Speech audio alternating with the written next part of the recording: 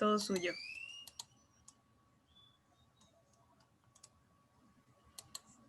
Buenos días, compañeros y docentes que nos acompañan el día de hoy a esta mesa panel, que lleva por nombre Consecuencias sociales e implicaciones legales de la inadecuada regulación emocional en niños, niñas y adolescentes con necesidades específicas, la cual tiene como propósito no solamente enriquecer los conocimientos teóricos que hemos adquirido a lo largo de este semestre. Recordemos que son 2 cursos: estrategias de intervención en el aula para alumnos con actitudes sobresalientes y estrategias para el desarrollo socioemocional. Sino, esta mesa panel, también tiene como propósito escuchar de viva voz las experiencias de una profesional en el área como lo es nuestra ponente, así como también la integración de estos conocimientos para la aplicación en nuestra futura práctica docente. Agradecemos la asistencia y participación de nuestra coordinadora de la licenciatura en Inclusión Educativa de la Escuela Normal Superior de Yucatán, profesor Antonio Betancourt Pérez, la doctora Ada Leticia Valencia Solís, de la directora de la Escuela Normal Superior de Yucatán, profesor Antonio Betancourt Pérez, María Consuelo Gómez Manzano, de la docente organizadora de este evento, psicóloga Jenny Niceldi Zip Gamboa, y en especial de nuestra ponente invitada el día de hoy, la psicóloga Claudia Mariana Gamboa Loría. Sean bienvenidas. A continuación, cedo la palabra a la alumna Seidy Villanueva, quien amablemente leerá el programa para llevar a cabo esta mesa panel. Muchas gracias, Monse. Buenos días. Para continuar, la compañera Karina González leerá el currículum de la ponente invitada el día de hoy. Para esto, otorgo la palabra a mi compañera. Buenos días. Nuestra ponente invitada tiene un amplio currículum vitae, por lo que podemos apreciar su vasta experiencia laboral, ya que ella cuenta con una licenciatura en psicología, es especialista en estadística, maestra en psicología aplicada con terminal criminológica, tiene un diplomado en habilidades psicojurídicas para juicios orales, tiene un diplomado de competencias directivas y docentes en el manejo de conflictos para una convivencia sana y pacífica en planteles escolares. También una estancia profesional en el Laboratorio de Psicología Forense de la Universidad de Santiago de Compostela. Es perita en Psicología Jurídica y Forense registrada en el Tribunal Superior de Justicia del Estado de Yucatán, así como es actualmente docente de licenciatura y de formación continua. Muchas gracias, Karina. Me permito tomar nuevamente la palabra. Ahora bien, esta mesa panel se llevará a cabo de la siguiente manera. Para iniciar, la psicóloga Claudia Gamboa Loría presentará unas diapositivas con base al tema del día de hoy. Al finalizar dicha presentación, los alumnos del 5º semestre de la licenciatura en Inclusión Educativa dirigirán una serie de preguntas a la ponente, quien tendrá como tiempo máximo 5 minutos para responder a cada uno de los cuestionamientos. Si al finalizar esta serie de preguntas, la ponente desea dirigir una pregunta a alguien del público en específico, podrá hacerlo. Del mismo modo, si por parte de los alumnos surgen dudas o preguntas, podrán hacerlas después de que la psicóloga haya terminado. Para esto, cedo la palabra a la psicóloga Claudia Mariana Gamboa Loría. Bueno, pues buenos días, muchas gracias a todos, muchas gracias de nuevo por la invitación y pues esperemos que este tema y realmente la charla sea de su agrado. Ahora les comparto las diapositivas, nada más como que antes de empezar, sí les comento que yo había planeado esto, bueno, aprovechando un poco la tecnología, que fuera un poquito más interactivo, ¿no? Entonces va a haber en algunas ocasiones en las que yo les voy a preguntar como grupo y pues esperaría que me respondan, ¿no? Van a haber cuestionamientos que ustedes son más expertos que yo en ese tema, entonces vamos a ir platicando desde nuestra experiencia y conocimiento. Entonces les voy a compartir. Nada más, ¿será que me puedan dar acceso a que yo pueda compartir mi pantalla, mis diapositivas? Ya está, maestra. Está todo listo. No hay restricción para eso. Bueno, me dice que está deshabilitado para mí. A ver, lo voy a volver a poner y quitar por cualquier cosa. Gracias. A ver, inténtelo de nuevo. No, me dice que está deshabilitado el compartir pantalla.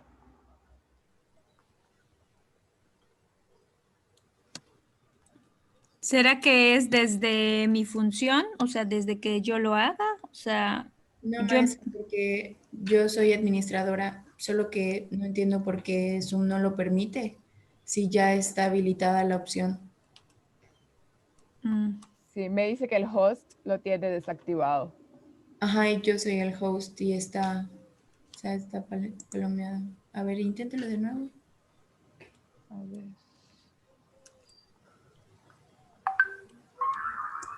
Ahora sí, Sí, ok. ahora sí.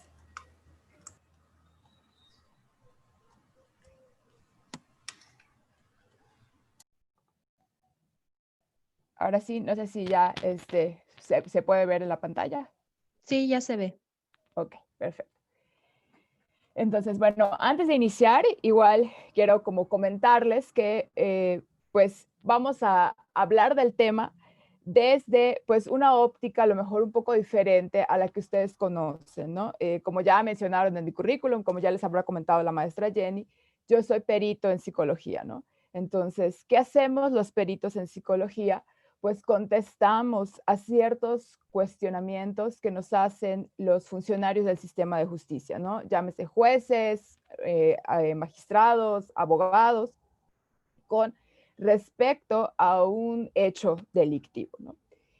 Y muchas veces la óptica desde la cual nosotros abordamos los temas, pues son diferentes, ¿no? A otras áreas de la psicología que son más tradicionales o mayormente conocidas como el área clínica o como el área educativa, ¿no?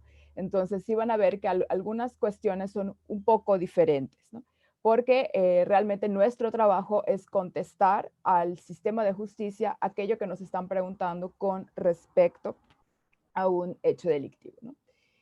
Cuando la maestra Jenny me comentó de la idea, pues la verdad, o sea, me pareció pertinente porque desde mi experiencia como perito haciendo evaluaciones tanto a víctimas como a victimarios, ya he tenido la oportunidad de mirar esta parte de cómo falla la regulación emocional, ¿no? Y en los meses, años recientes, he estado trabajando un poquito más con adolescentes en conflicto con la ley, ¿no? Y esto se puede ver todavía más claro, ¿no? Por eso la importancia o la pertinencia de este tema. Y también cabe aclarar que desde nuestra área es un tema muy poco estudiado. Es algo, no solo la regulación emocional, sino los niños, niñas y adolescentes con necesidades específicas o con alguna discapacidad son un tema bastante abandonado desde esta área de investigación.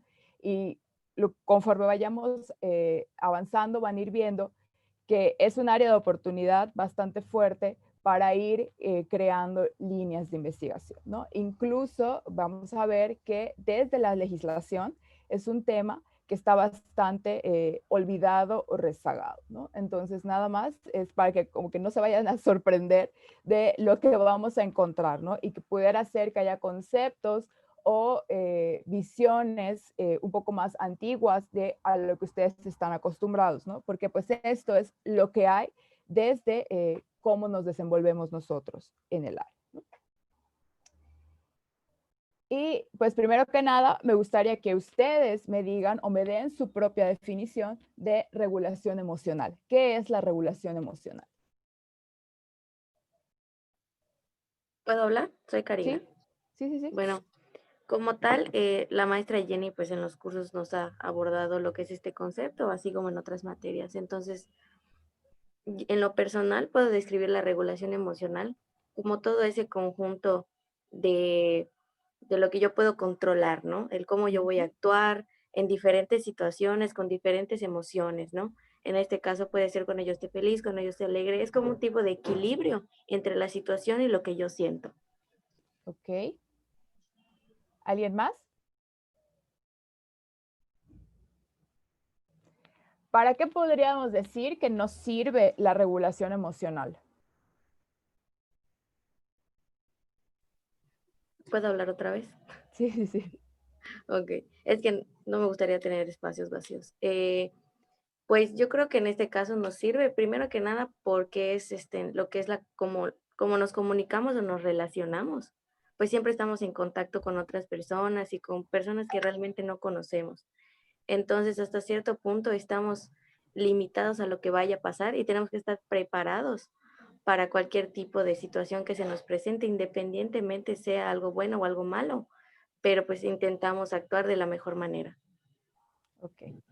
Bueno, vamos a estar un poquito en sintonía en que la regulación emocional, pues es esa capacidad que tenemos, ¿no? De conectar con nuestras propias emociones y saber controlarlas, ¿no? O sea, no actuar del todo en función de las emociones que sentimos, ¿no?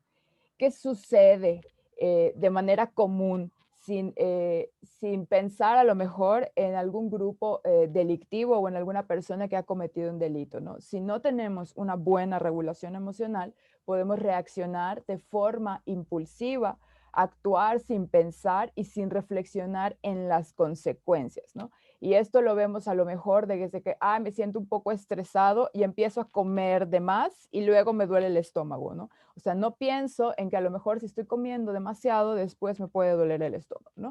O empiezo a comprar o empiezo a gastar impulsivamente y me gasto todo el dinero de mi quincena, ¿no?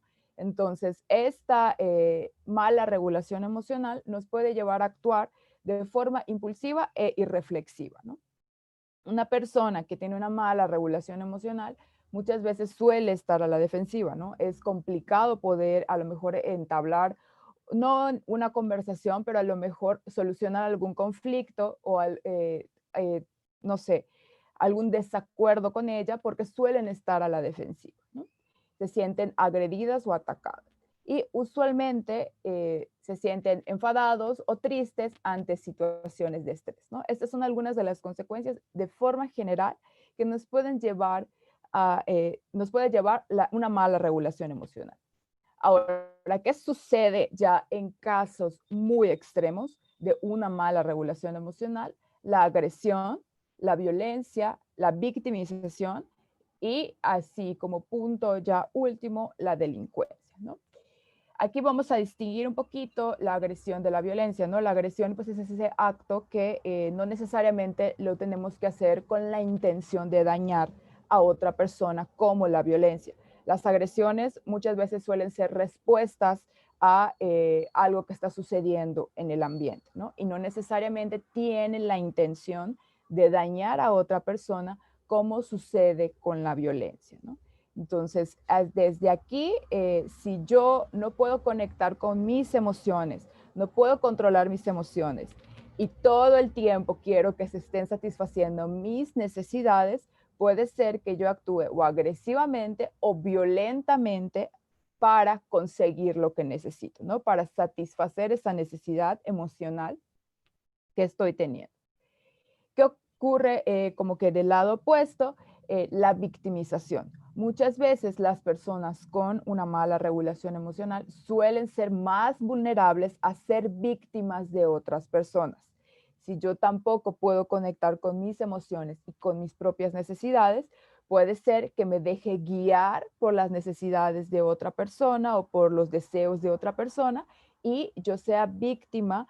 Puede ser ni siquiera de un delito, ¿no? Pero puede ser víctima a lo mejor de los deseos o de las opiniones que tenga otra persona con respecto a mí, ¿no? O sea, si yo no conecto con lo que realmente soy, lo que realmente me gusta y me hace sentir bien, puede ser que yo deje en manos de otra persona eso que a mí me hace sentir bien y después sea más vulnerable a una manipulación, ¿no?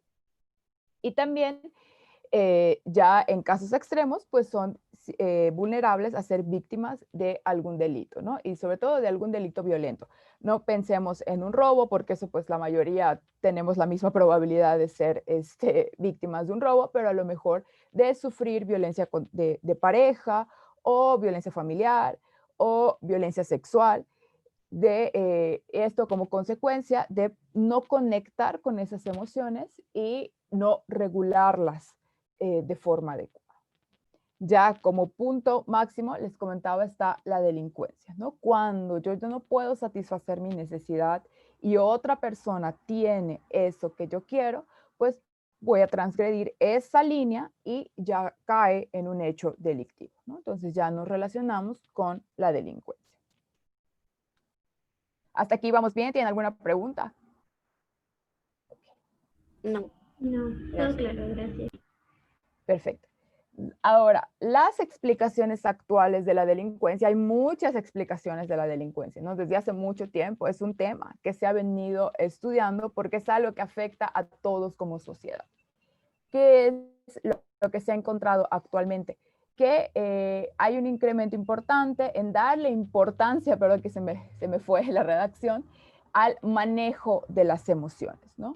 Ya se destacó que la presencia nada más de alteraciones conductuales y de psicopatología no está tan relacionada de forma negativa o positiva con las emociones, sino con la escasa habilidad para regularlas. O sea, realmente se ha descubierto que en los delincuentes hay una escasa habilidad para regular la emoción, de manera que esta regulación resulte saludable y facilite el ajuste de las demandas, ¿no? Usualmente una característica que tienen casi todos los delincuentes, hablando desde adolescentes hasta adultos, es la impulsividad. La mayoría de ellos actúa de forma impulsiva, ¿no? ¿Y por qué actuamos de forma impulsiva? Porque no sabemos regular estas emociones, ¿no? Esta característica está compartida casi en todas las personas que cometen un hecho delictivo, ¿no? Ya se ha relacionado también con otro tipo de emociones como la ira o la tristeza, pero es más allá de estar lleno de esa emoción o de sentir esa emoción, sino de no tener la capacidad para regular esa emoción, ¿no? Igual, hay muchos casos y desafortunadamente en muchos casos, por ejemplo, podemos pensar en homicidios de pareja, donde el marido o la mujer que comete un homicidio, él lleva a cabo un hecho demasiado violento, ¿no? O sea, hay muchas puñaladas, hay muchos golpes y esto es todo por la liberación de la emoción que tiene contenida, ¿no? Entonces, esta mala regulación emocional nos puede llevar a cometer actos de ese tipo, ¿no? De esa magnitud. Y se ha encontrado una relación inversa entre inteligencia emocional y problemas de conducta. O sea, ¿a qué me refiero con esto? Que a menor inteligencia emocional, mayor problema, o sea, mayores problemas de conducta, ¿no? Que pueden empezar con la agresividad y la delincuencia. Si yo tengo una mayor inteligencia emocional, o sea, sé conectar sé reconocer, conectar y regular mis emociones, es probable que yo no tenga o no desarrolle un problema de conducta, ¿no? Y esta explicación ha sido aplicable tanto a niños como adolescentes. En los niños no podemos llamar que son niños delincuentes porque no entran en la edad que marca la ley para categorizarlo, ¿no? Como un hecho delictivo, pero sí ocurren estos hechos en los niños, ¿no? Cada vez vemos más frecuente que hay problemas de bullying, de acoso escolar, y esto pues es también como consecuencia de una mala regulación emocional, ¿no? Aquellos niños que no pueden, no saben controlar sus emociones, no saben satisfacer esas demandas o esperar a que esa necesidad sea satisfecha y agreden o humillan a otros compañeros para obtener lo que necesitan, ¿no? Entonces, esta explicación acerca de la regulación emocional y la delincuencia está directamente aplicable a niños y adolescentes, ¿no? Ya en adultos, obviamente sí aplica, pero lo que se ha encontrado es que desde donde inicia es en la niñez, ¿no? Debe de iniciar la regulación emocional en la niñez, se hace más evidente o más importante en la adolescencia y ya cuando son adultos, si no hubo una regulación emocional en las etapas anteriores, puede ser que sea mucho más difícil el tratamiento y tratar de corregir esta característica, ¿no? O sea, ya es un poquito más complicado de trabajar de esta forma. Ahora, ¿qué sucede directamente con la regulación emocional y la delincuencia en la adolescencia, ¿no? Aquí vamos a hablar de adolescentes porque, como les digo, los niños no entran en una categoría penal. Si ocurren, si hay hechos de este tipo que ahorita más adelante cuando les presente la ley de justicia, van a ver qué pasa con esos niños que cometen delitos, pero que no cuentan con la edad para ser juzgados por ese delito, ¿no? Aquí, pensando en adolescentes específicamente, ¿no? La adolescencia ha representado un periodo crítico en el desarrollo y en el incremento de problemas de comportamiento, ¿no? Específicamente en el comportamiento antisocial y delictivo. Es la etapa de desarrollo en la que bien sabemos que se van despegando un poquito más de los papás y se van uniendo a su grupo de iguales, ¿no? Y cada quien va eligiendo ese grupo de iguales en función de ciertas características o cierto sentido de pertenencia, ¿no?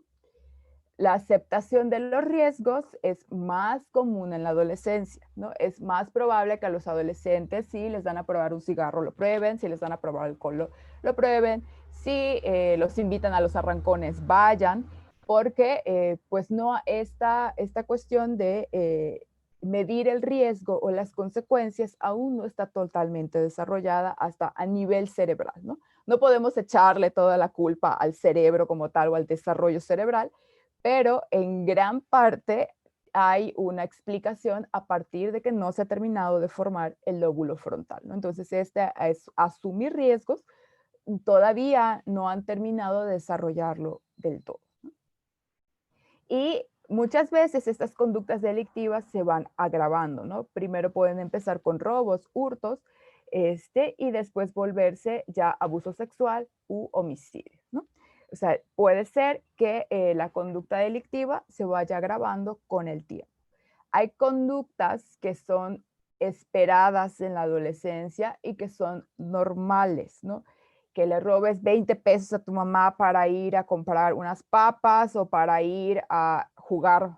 Ahorita ya no hay maquinitas, pero antes se acostumbraba a que vayan a jugar maquinitas. Entonces eso era como que lo esperado, ¿no? O que no devuelvas el cambio. Pero ya es otra cosa que yo agarre el collar de oro de mi mamá y lo vaya a empeñar para utilizar ese dinero para otra cosa, ¿no? Ya sea para comprar droga, para salir con mis amigos o para irme de viaje con mis amigos.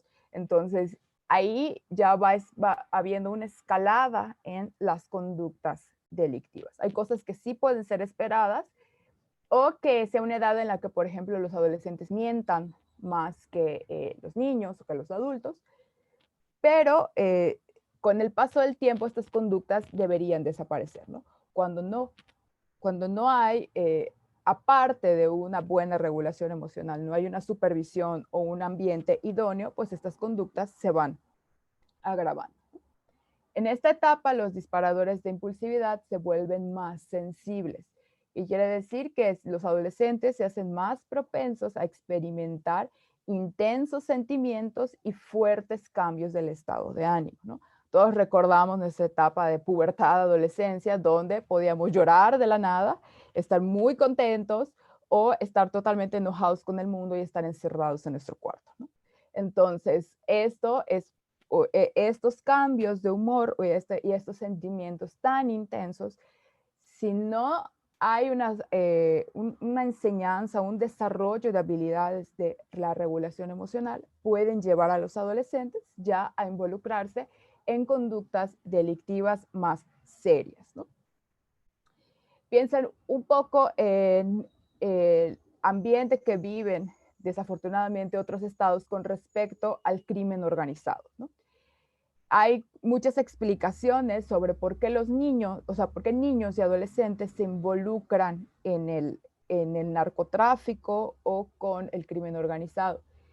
Desde la parte como externa, ellos buscan, los capos o los que dirigen los cárteles buscan a los adolescentes y a los niños por la edad penal, ¿no? Y eso lo vamos a ver más adelante por las consecuencias legales que pueden tener, que son menores a las de un adulto.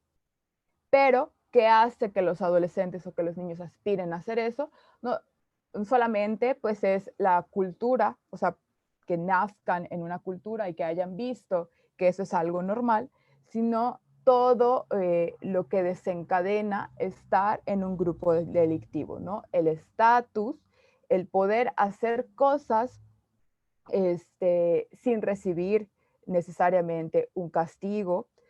Y esto, como están en la etapa en la que todo es muy intenso y en la que no terminan de entender qué es lo que sucede con mis emociones, pueden cometer hechos sumamente violentos, más violentos que los adultos, y no necesariamente tener consecuencias a nivel emocional tan fuertes, ¿no? Porque no han terminado todavía de entender qué es lo que está pasando, ¿no?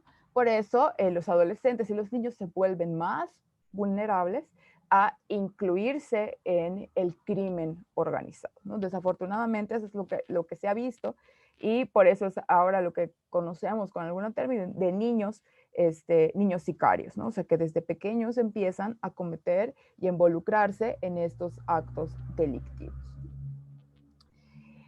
La regulación emocional aporta indicios sobre una salud física y mental adecuada y nos ayuda a protegernos de conductas antisociales y delictivas del sujeto en un futuro, ¿no? Si yo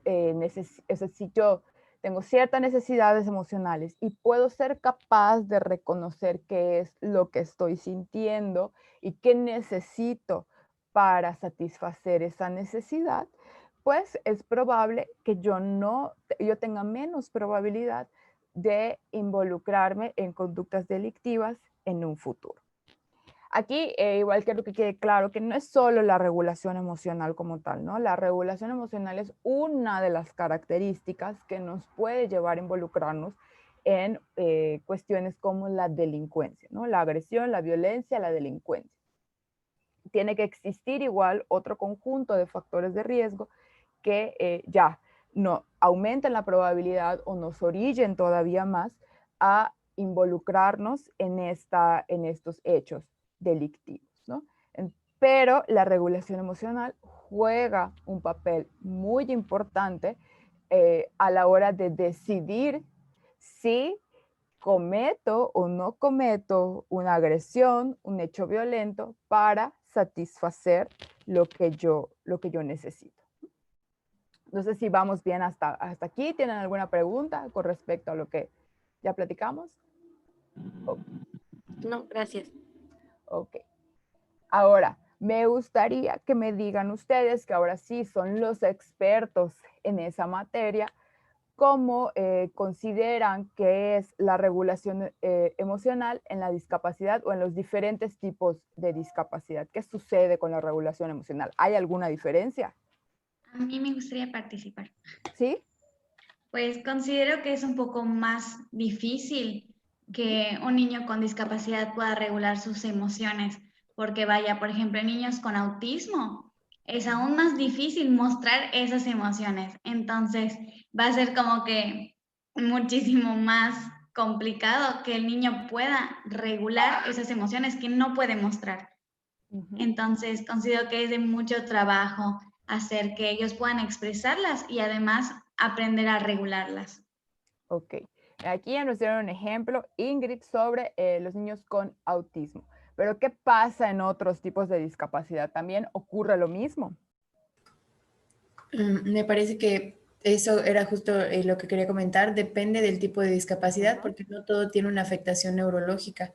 Entonces, por ejemplo, discapacidades como la auditiva tal vez, o como la motriz, o como la visual, por ejemplo, que no tienen propiamente algo que ver con cuestiones neurológicas, o a menos que que su etiología lo diga, ¿no? Pero si no es así, pues probablemente sea como cualquier otra persona que simplemente tiene que aprender a regular sus emociones. No tiene como que nada muy del otro mundo el hecho de que sean una persona con discapacidad. Simplemente que tal vez las cosas que tienen que regular son distintas, ¿no? Tal vez tienen que lidiar con el hecho de tener una discapacidad, de que vivir para ellos no sea igual a lo que es para otras personas, etcétera, etcétera. Propiamente hablando de discapacidades tanto intelectuales como psicosociales, puede haber algo distinto, ¿no? Pero en cuestiones que no afecten el área neurológica como tal, me parece que es como cualquier otra persona.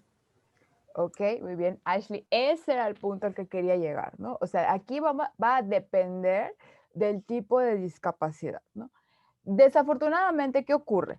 Que en el sistema de justicia, los psicólogos vivimos peleándonos por muchas cosas con los legisladores, ¿no? Con los jueces, con los abogados, porque no entienden de esta parte, ¿no?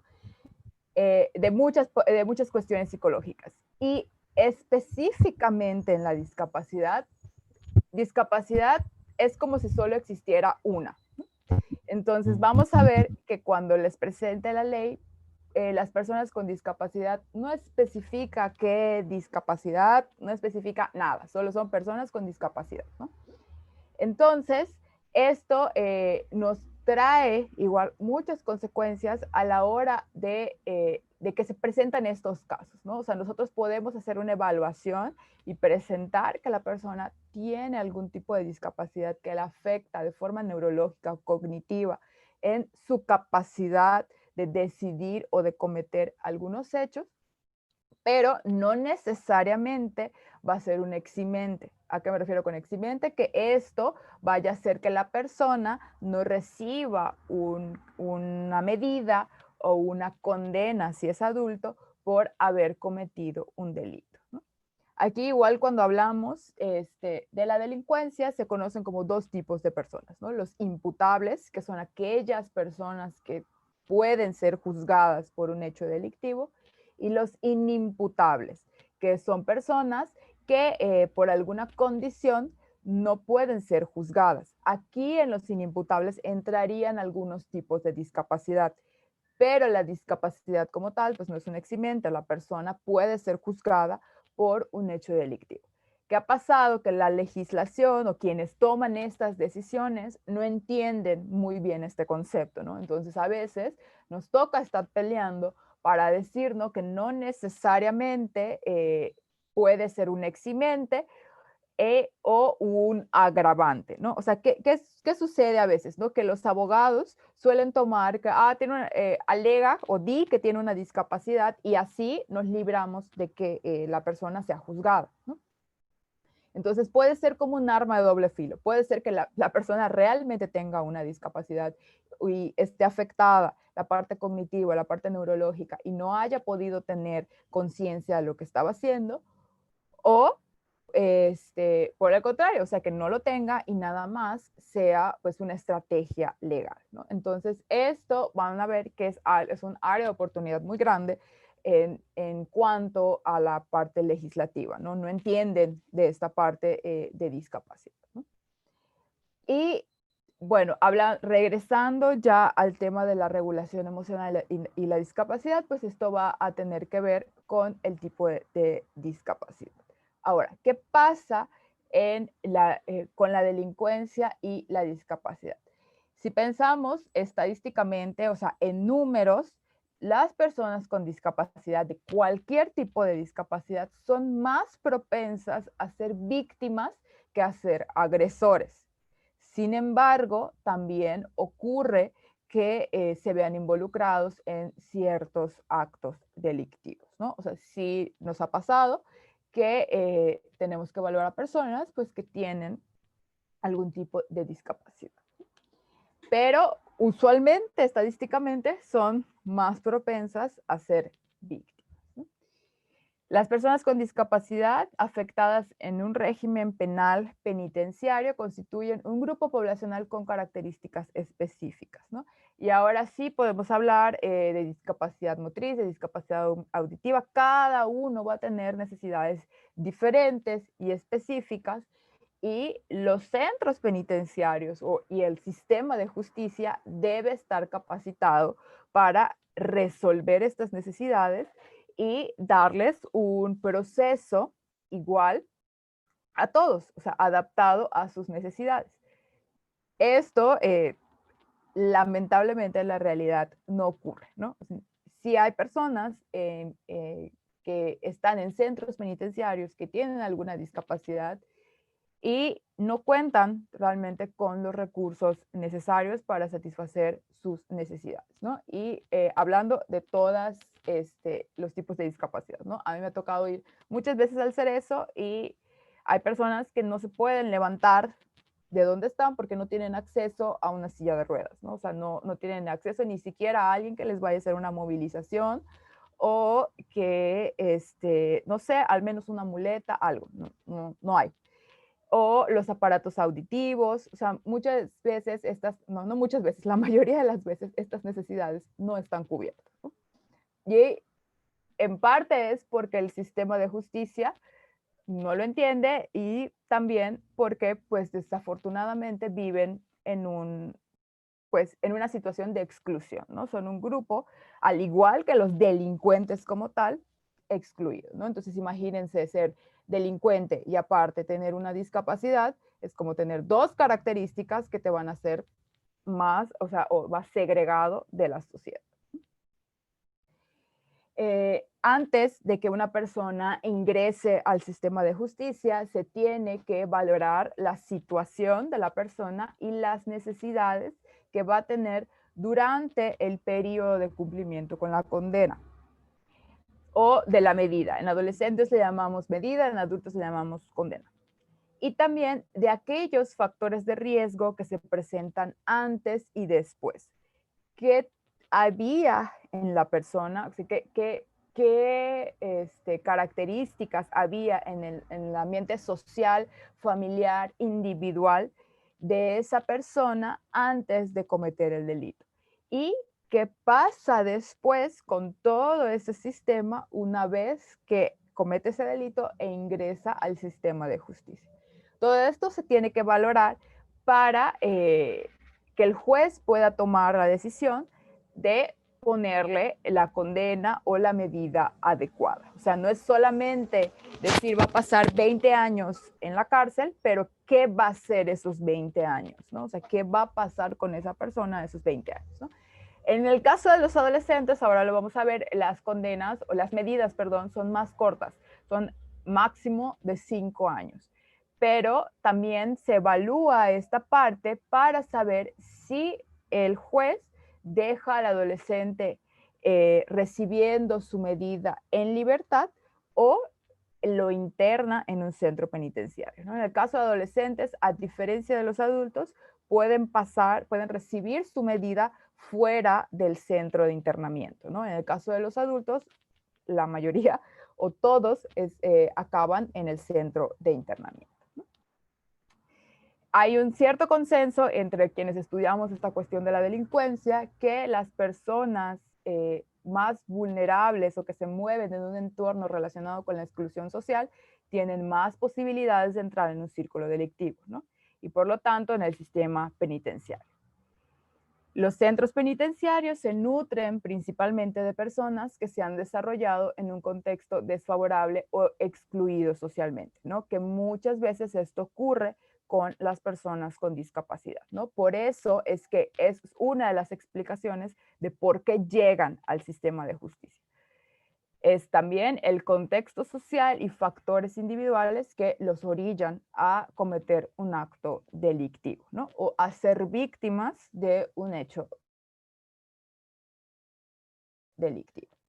Y también ocurre con personas que son personas indígenas o que tienen, no sé, alguna característica en particular que los hace excluidos socialmente, ¿no? Entonces, el sistema de justicia los caracteriza y ustedes, no solamente el sistema de justicia, el sistema en general los ubica como grupos vulnerables, ¿no? Y dentro de esos grupos vulnerables, todos los que estén incluidos tienen mayor riesgo de entrar al sistema penitenciario. Ahora, ¿qué pasa ya dentro del sistema penitenciario o ya en el proceso de justicia? Cuando nos referimos a personas con discapacidad en el medio penitenciario, es frecuente la presencia de enfermedades mentales y o discapacidad intelectual.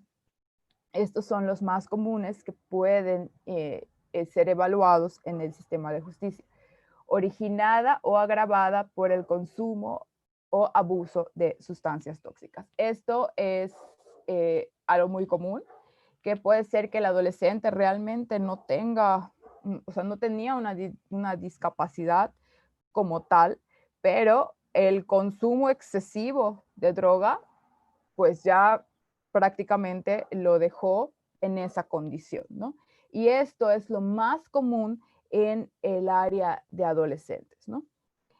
No quiere decir que las otras personas, o sea, los otros tipos de discapacidad no tengan posibilidad de ingresar al sistema de justicia, pero en comparación con las personas con discapacidad intelectual o con algún trastorno mental o con alguna discapacidad psíquica, tienen más probabilidad de ingresar al sistema de justicia, ¿no? Y porque esta capacidad de decisión pues muchas veces se ve nublada o afectada y cometen actos delictivos, ¿no? Y a la hora de evaluarse, no siempre resultan ser inimputables, o sea, no siempre están nublados por completo de esa capacidad de decisión para que no sean juzgados por un delito, ¿no? Entonces, la mayoría de los adolescentes que están en un sistema penitenciario, de los adultos que están en un sistema penitenciario, tienen discapacidad psíquica o discapacidad intelectual, ¿no? Desafortunadamente, podríamos pensar pues, que esas personas no deberían estar en un centro penitenciario, deberían haber una institución encargada, ¿no? de esa condición en particular, ¿no? Pero en México no existen. Entonces lo que sucede es que pues si cometiste un delito, todos vamos al mismo lugar, ¿no? Y a nosotros muchas veces como peritos pues nos toca contestarle al juez algo que nos pregunte con respecto a esa persona o con respecto al hecho, pero pues al fin y al cabo quien toma la decisión es él como tal, ¿no? Aquí, bueno, les voy a comentar rápidamente un caso, pues, tiene algunos años, de una chica que tiene autismo severo, ¿no? Ella fue víctima de una violación. No pudo expresar nunca que fue víctima de una violación. Ella, aparte pensando que es de una comunidad, era de, me parece que de Acanque, era de un pueblito en particular, no, pues no tenía educación, la familia no tenía escasos recursos, también baja educación, no entendía muy bien ni siquiera qué era lo que le sucedía a la chica, y un día pues, los papás se van, creo que a la feria del pueblo o algo, y ella se queda en la casa. Cuando se queda, entran 2 personas a su casa, es víctima de una violación, y nunca puede expresar qué es lo que sucedía, ¿no? Pasa el tiempo, empieza a subir de peso, los papás lo toman como algo normal y pues resulta que la chica estaba embarazada. La mamá se da cuenta, empieza pues a tratar de que ella le diga quién fue, qué había pasado y pues no lo logra, ¿no? Ya la familia pues se mentaliza que pues que va a tener un nieto y un día la mamá está lavando, la chica está en el patio junto con su mamá y de repente tiene al bebé junto a un árbol. O sea, da a luz junto a un árbol. ¿Qué pasa en ese momento? Que se le resbala el bebé y el bebé se golpea la cabeza y muere. Ahí hay toda una combinación de bueno, condiciones, ¿no? Que pudieran pensar que fue un homicidio, ¿no? Y esta hipótesis, esta hipótesis del homicidio es la que tienen los policías cuando llegan a la casa y ven lo que sucedió. No, es que la chica no quería tener al bebé y pues ella lo aventó a propósito, ¿no? Entonces, aquí como que esta primera impresión o esta primera reacción del sistema de justicia es la que usualmente tienen, ¿no? No están sensibilizados en estos casos, no están informados de cómo o de qué es lo que sucede en estas condiciones y pues hay que juzgarla como cualquier otra mujer que haya aventado a su bebé y haya muerto, ¿no? Entonces, pues resulta que ya pues hacen las diligencias, se llaman a la chica, pues ven que la chica no puede hablar, o sea, no tiene la capacidad de expresarse, y ya los papás empiezan pues a explicar, ¿no? ¿Qué fue lo que sucedió? Alguien, un vecino, recuerda que el día de la fiesta del pueblo entra alguien a su casa, entonces ahí pues asumen los papás pues que realmente no fue algo consensuado, ¿no? Y que probablemente pues no hubiera podido ser nunca algo consensuado, ¿no? O sea, porque no había esta capacidad ni siquiera de entender qué era lo que estaba pasando en un acto sexual, ¿no? Aquí realmente solo, porque bueno, hubo la intervención de derechos humanos y sé que llegó el caso a Mérida, porque pues todos los casos como que de los pueblos llegan a Mérida después. Hubo ahí una intervención por parte como que de varios profesionales y pues ya, ¿no? O sea, la chica pues no puede ser juzgada por un delito pues que no cometió, ¿no? O sea, que no era su intención cometerlo. Al contrario, ¿no? Ella fue víctima de un delito, pero ahora, bueno, está bien, ya no vas a ser juzgada por un delito que tú no hiciste, pero tampoco hubo ahora que tú recibieras justicia por el delito que fuiste víctima, ¿no? Entonces, esto muchas veces ocurre en contextos de personas con discapacidad, ¿no? O sea, el sistema de justicia no está preparado para estos casos y quiere solucionarlo todo como si todos fuéramos iguales, ¿no? Y no somos iguales ni siquiera en etapa de desarrollo, ¿no? Y esto ha pasado hasta con niños que quieren juzgarlos como adultos, adolescentes que quieren juzgarlos como adultos, y es para lo que el sistema de justicia apenas ha empezado a prepararse, ¿no? Entonces, en casos de delincuencia y discapacidad, es muy complicado muchas veces hacerle entender a los jueces o a quienes toman las decisiones que no siempre puede ser así, que ni están muchas veces como fuera de toda culpa, o sea, que no está completamente nublado el juicio para tomar ciertas decisiones, porque a veces ocurre que pues sí tienen la capacidad de saber si está bien o está mal y aún así lo hacen, y hay momentos en los que pues la persona no tiene esta capacidad, ¿no? Entonces, esto es muchas veces lo que ocurre a la hora de evaluar estos casos, ¿no? Y es bastante complicado, sobre todo por no solamente la persona como tal, sino por todo lo que implica, todos los recursos y todo lo que tiene que hacer el sistema para resolver ese tipo de casos, ¿no?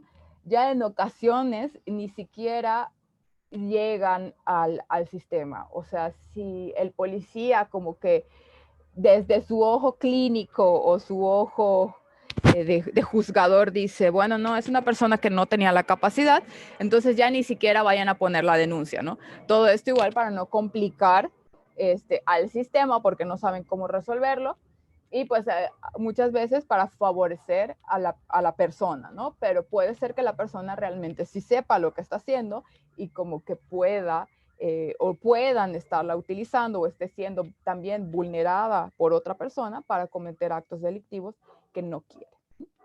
Entonces, lo que más vemos en el ámbito del sistema de justicia son aquella discapacidad intelectual, discapacidad psíquica y todo lo que sea realmente inducido o agravado por sustancias. No sé si tienen alguna duda con respecto a este apartado. Hola, buenos días. ¿Sí? Yo quería platicar, mi nombre es Andivel, en referente a lo que usted está comentando, ¿no? Sí. Yo tengo por aquí, por mi casa, una vecina que tiene discapacidad intelectual. Hace como 2 semanas, exactamente, estábamos platicando y me contó que la llevaron al psiquiátrico, ¿no? Se le entiende un poco el lenguaje, un poco, pero pues yo trato, como ya tengo muchos años con ella, trato de entenderla. Entonces, entre la plática, pues me dice que a detalles que la estaban violando, ¿no?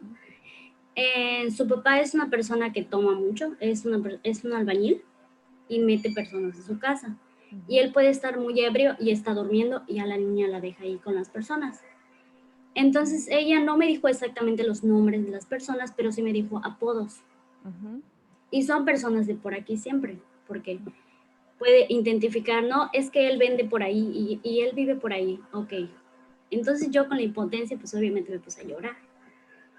Porque, ¿qué hago, no? O sea, te pones en un dilema.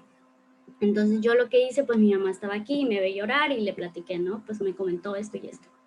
¿Y qué podemos hacer? Entonces, lo que me dice mi mamá es que lo que usted igual me dice, que pues los policías a veces se ponen así, ¿no? ¿Cómo vas a comprobar que tiene una discapacidad? Y muchas cosas, ¿no? Entonces, lo que yo le dije a mi mamá, pues lo único que podemos hacer es decirle al papá, ¿no? En ese momento el papá pasa y le comento, me ve llorar y no hace nada.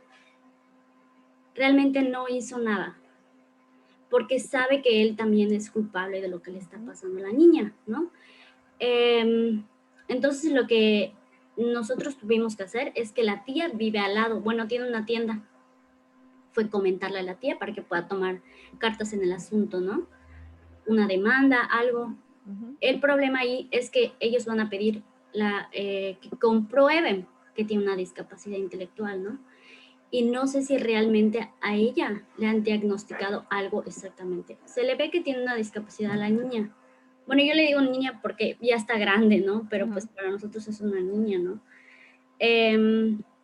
Y hasta ahorita yo no veo nada. Ella viene porque le vendemos comida al papá y a ella.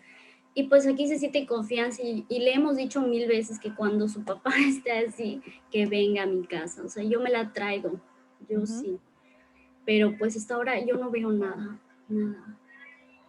¿Qué pasa? O sea, muchas veces el sistema de justicia en general es muy lento para cualquier delito, para cualquier cosa, ¿no? ¿Qué va a pasar en estos casos? Que si ya se puso una denuncia en contra del papá o de la situación en particular, en teoría, pues la fiscalía debe de venir, o sea, debe de ir a investigar y ahí a la niña se le hace una evaluación por parte de la fiscalía, aunque la niña no esté diagnosticada por algún otro profesional, es obligación de la fiscalía hacerle esa evaluación porque ella es la víctima y la fiscalía está para atender a la víctima. O sea, tienen un departamento que atiende específicamente a las víctimas y ahí las psicólogas o las profesionales que están ahí tienen la obligación de hacerle una evaluación para comprobar que esto ocurre así. ¿Qué he visto que sucede o sea, que hacen muchas personas en estos casos? No es solamente directamente a fiscalía, sino también llamar a PRODEMEFA, que es la Procuraduría de Defensa del Menor y la Familia. Ahí se pueden poner denuncias anónimas y también tienen la obligación de ir a investigar qué es lo que está sucediendo, ¿no? Y también tienen profesionales, psicólogas profesionales que pueden hacer esta evaluación y ahí pues ya ver si realmente la niña tiene alguna discapacidad y qué tipo de discapacidad tiene, ¿no? Entonces, si fiscalía ven que no está respondiendo, intenten en la Procuraduría de Defensa para que vayan al menos a la casa a ver la situación. Pero de por sí los tiempos son muy tardados, el sistema de justicia es muy lento y en esta situación de pandemia todavía más, ¿no? Pero tampoco es, o sea, tampoco es como que lo dejen pasar, ¿no? O sea, y muchas veces esto ocurre, ¿no? O sea, como ya tenemos esa idea del sistema de justicia, ni siquiera accedemos a él, ¿no? Pero no hay que dejarlo pasar. Y si no se puede en fiscalía o no se ha hecho nada en fiscalía, pues vámonos a otra instancia hasta que nos hagan caso, ¿no? Y alguien tiene que ir a hacer la investigación, ¿no? Y lo más importante es que siempre haya alguien con ella, ¿no? O sea, que pueda testificar o que pueda hacerse cargo de ella, ¿no? Porque lo primero que va a suceder es que la separen del papá, ¿no? Pero pues en muchos casos, si no tiene a dónde ir, pues la van a mandar a un albergue o la van a mandar a otro lugar, ¿no? Entonces, que haya alguien que pueda respaldarla, que pueda estar con ella en caso de que la tengan que separar de la familia mientras se hacen las investigaciones. Muchas gracias. Y casos como ese, de verdad, hay muchos, desafortunadamente hay muchos. Y como les digo, es mucho más común que sean víctimas a que sean victimarios, ¿no? Y de ambos lados no está preparado el sistema de justicia, ¿no? Y muchas veces esta impotencia, este coraje es lo que nos lleva a querer hacer cosas, pero llega un punto en el que pues hasta ahí podemos llegar, ¿no? O sea, ya es decisión de los legisladores, pero no hay que dejar de estar picando piedra, sobre todo en estas cosas, ¿no? Porque puede ser que lo tomen a la ligera o puede ser que no le den tanta importancia, pero es importante, ¿no? O sea, y merece recibir justicia al igual que todos, ¿no? Cuando somos víctimas de algún delito. Muchas gracias por compartir tu experiencia. Y bueno, les voy a hablar en lo que nos queda de un poquito del sistema de justicia para adolescentes, ¿no? Porque igual la maestra Jenny me había comentado, pues que quería saber qué pasa, ¿no? ¿Qué pasa cuando el agresor es una persona con discapacidad, ¿no? O sea, es el mismo sistema que se aplica. Y pues la respuesta es que sí, no hay un sistema aparte, es el sistema integral de justicia penal para adolescentes. En teoría, incluye a personas con discapacidad, ¿no? Y aquí la ley define al adolescente en una persona cuya edad es entre 12 años y menos de 18. Puede ser que desde nuestras teorías del desarrollo la adolescencia inicie antes o termine después, pero legalmente un adolescente tiene que tener 12 y menos de 18.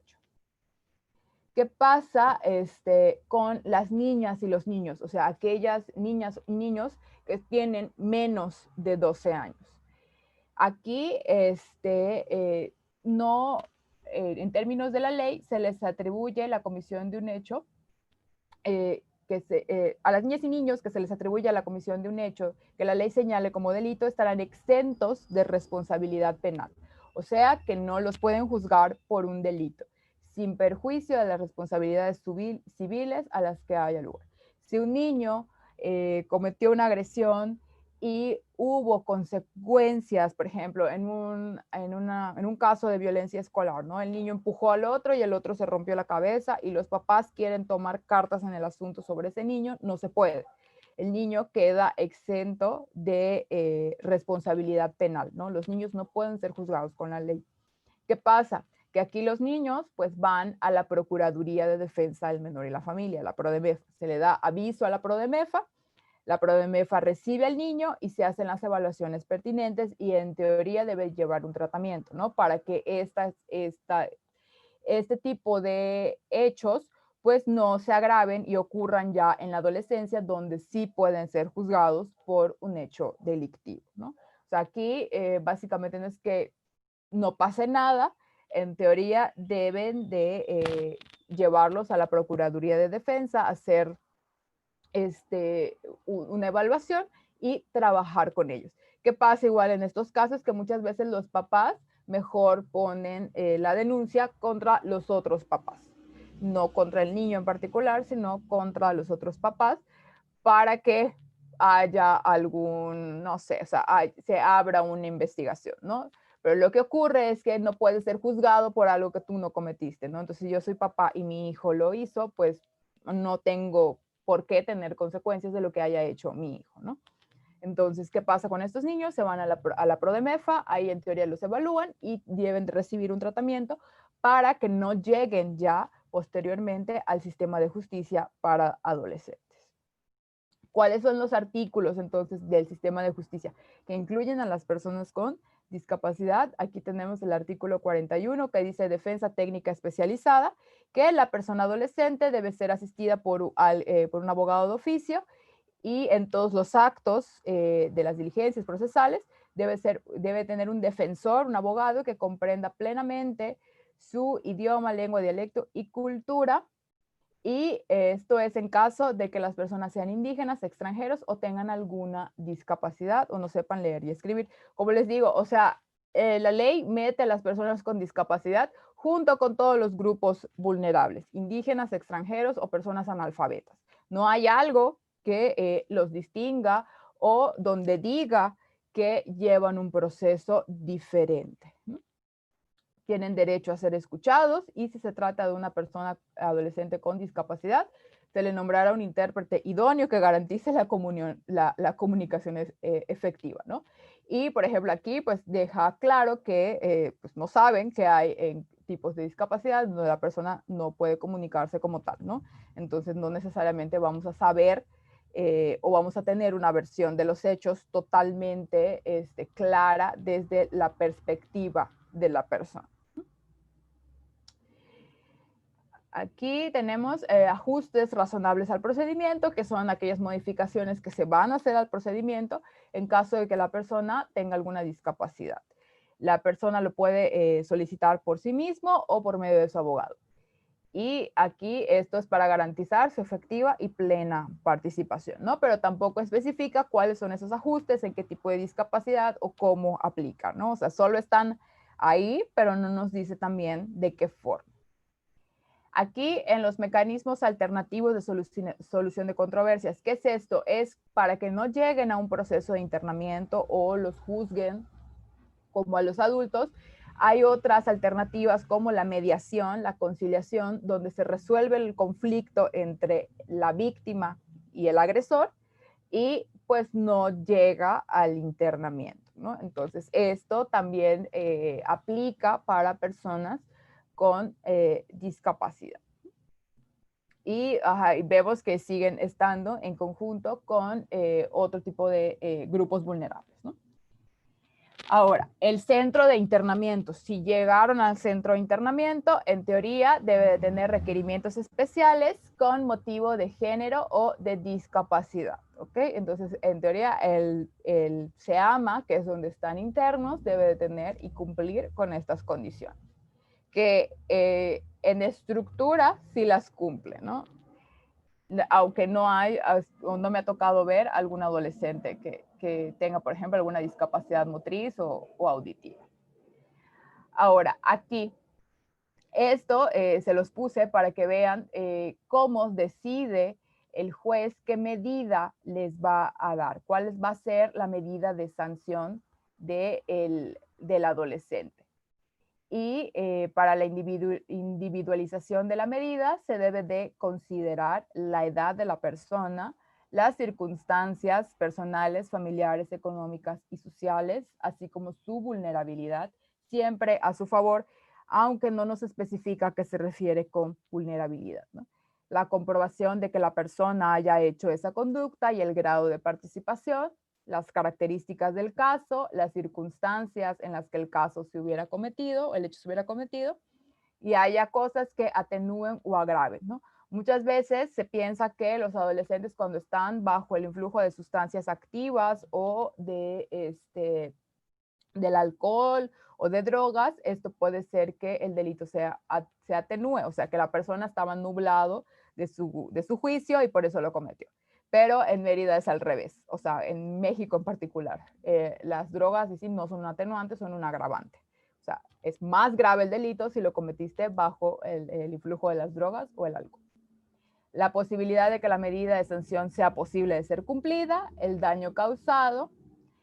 Y ahora, ¿qué debe de tomar el juez en cuenta para sustituir la medida de internamiento? O sea que aquí el juez, si se cumple alguna de estas tres condiciones, no debería de internar al adolescente. Cuando se trate de una adolescente gestante, o sea, que esté embarazada, cuando se trate de una adolescente madre, única cuidadora o cuidadora principal de su hijo, o cuando se trate de una adolescente madre de una niña o niño con discapacidad. Solo así. O sea, no que la persona tenga una discapacidad, sino que sea madre de un niño con discapacidad. Entonces, si se fijan, la forma en la que los jueces toman la decisión de la medida es igual para todos, ¿no? O sea, en teoría se debe de ajustar, pero tampoco nos dice cómo se ajusta o de qué forma lo va a ajustar a las características o a las necesidades del adolescente que va a juzgar, ¿no? Solo en estos casos se considera que, bueno, el internamiento se suple, pero va a llevar otra medida en medio externo, ¿no? Entonces, los adolescentes que cometen delitos y tienen alguna discapacidad entran al mismo sistema de justicia que todos los adolescentes. Lo mismo ocurre con los adultos. Y en el caso de los niños, pues no pueden ser juzgados, pero se da aviso a Prodemefa para que trabaje con ellos. Ahora, ¿qué pasa después, no? O sea, ¿qué sucede cuando entran al sistema de justicia y cuando van a salir, no? Entre las personas con discapacidad se dan niveles de reincidencia superiores al 50%. O sea, quiere decir que si yo cometí un delito y tengo alguna discapacidad, hay más del 50% de probabilidad de que yo vuelva a cometer un delito y regrese al sistema de justicia. Aquí tiene que ver con la eficacia de los mecanismos de reinserción. ¿Qué hacen los centros penitenciarios o qué hace el centro de justicia para que estas personas no vuelvan a cometer un delito? Y no solo las personas con discapacidad, sino en general. ¿Qué hace para que no vuelvan a haber delitos? O sea, para que una persona no vuelva a cometer un delito.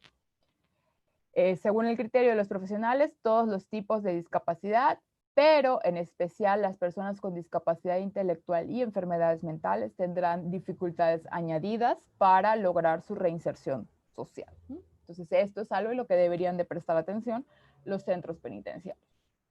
¿Qué pasa en el CEAMA, que es el Centro Especializado en Medidas para Adolescentes? O sea, como el Cerezo, pero de adolescentes. Tienen un plan individualizado de ejecución y contemplan la intervención en las esferas sociales, laborales, culturales, deportivas, de educación y psicológica del adolescente. El Departamento de Psicología adapta sus planes de tratamiento a la condición en particular del adolescente, ¿no? Si tuviera alguna discapacidad o tuviera algún daño por sustancias, ¿no? Entonces, el Departamento de Psicología, en teoría, es quien se encarga de eso. Y ahora, acciones para prevenir. Aquí el CEPREDEI, que es el Centro Estatal de Prevención del Delito de Yucatán, pues tiene varios, ¿no? Tiene varios programas, pero en particular me llamaron la atención estos dos, ¿no? Tiene un taller que se llama Vivir con Discapacidad, ¿no? Y es dedicado a público en general y fomenta la sensibilización y comprensión de las capacidades diferentes de las personas con discapacidad para promover una sociedad inclusiva, libre de violencia y de discriminación, ¿no? Pero no es un programa como tal, solamente es una plática, un taller, ¿no? O sea, acciones en particular que haya para la prevención del delito en esta población, no hay, ¿no? Y también tiene un programa que me llamó la atención ya más involucrado con el tema que estamos viendo, que es el de regulación emocional, ¿no? Que su objetivo es proporcionar herramientas para identificar las emociones y diversas situaciones que pueden ser generadoras de estrés y tensión, ¿no?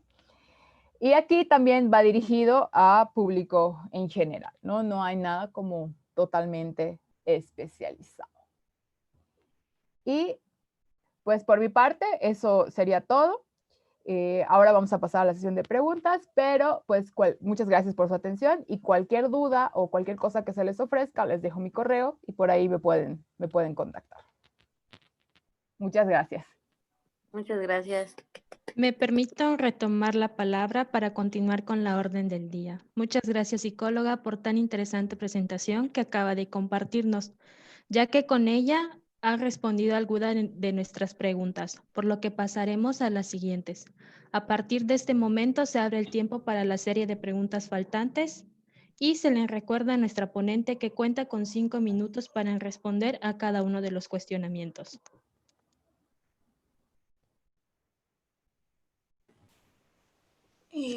Buenos días, yo soy Jamie. ¿Sí? Nosotros, como ya habíamos comentado, llevamos 2 cursos a lo largo de ese semestre. Hemos estudiado pues las características de los alumnos con alta capacidad, su concepto, teorías y demás, ¿no?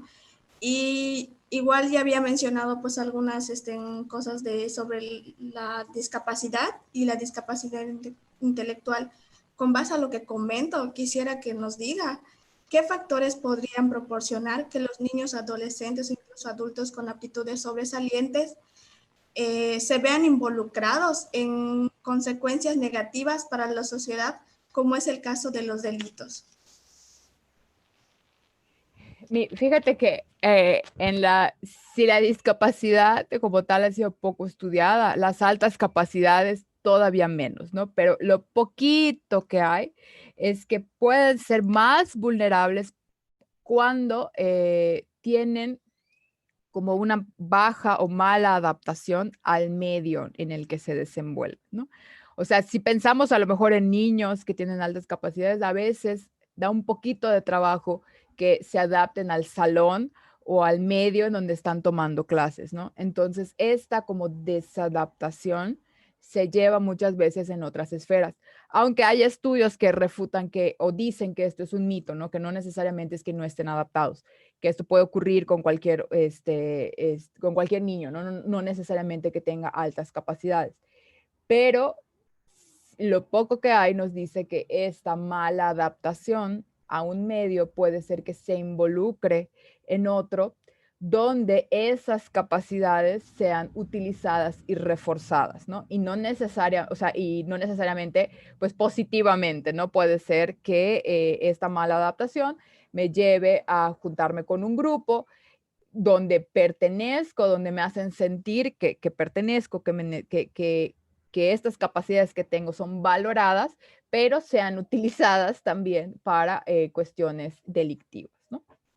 Esto, la verdad, al menos a mí no me ha tocado ver algún caso, pero sé que ocurre y se debe o se explica a través de la mala adaptación, ¿no? Aunque pues no necesariamente esto deba de ocurrir de esta forma, ¿no? Yo creo y desde la experiencia que tengo puedo decirles que no hay como un solo factor que te involucre en la delincuencia, no es una combinación de factores. Pudiera ser que las altas capacidades pudiera en combinación con otros factores llevarnos a cometer un acto delictivo, pero no necesariamente por sí sola va a ser algo que necesariamente lleve a un niño, a un adolescente a involucrarse en un grupo delictivo. Ok, muchas gracias.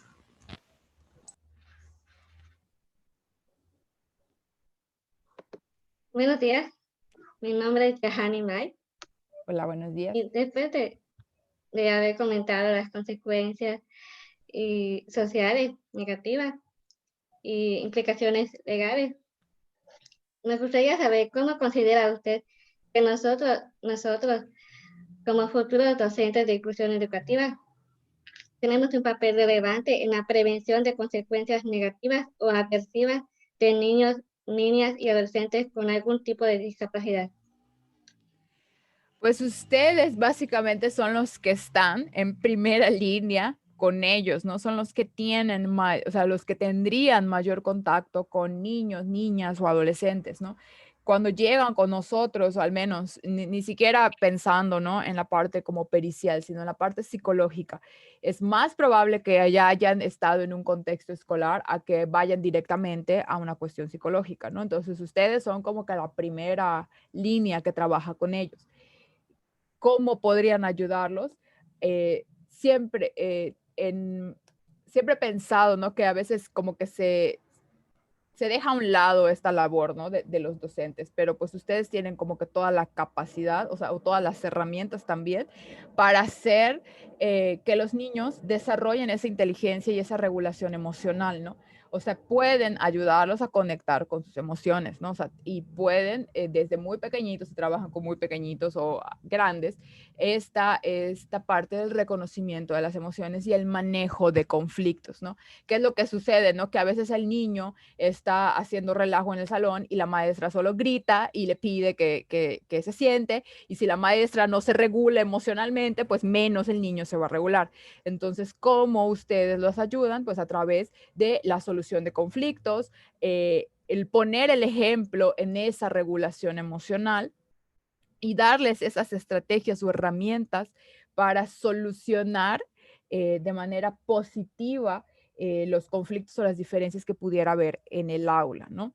Si está peleando con un compañero, no voy a ir y voy a gritarle a los dos compañeros, ¿no? Que a lo mejor me voy a sentar con ellos y voy a trabajar a ver qué es lo que está sucediendo, ¿no?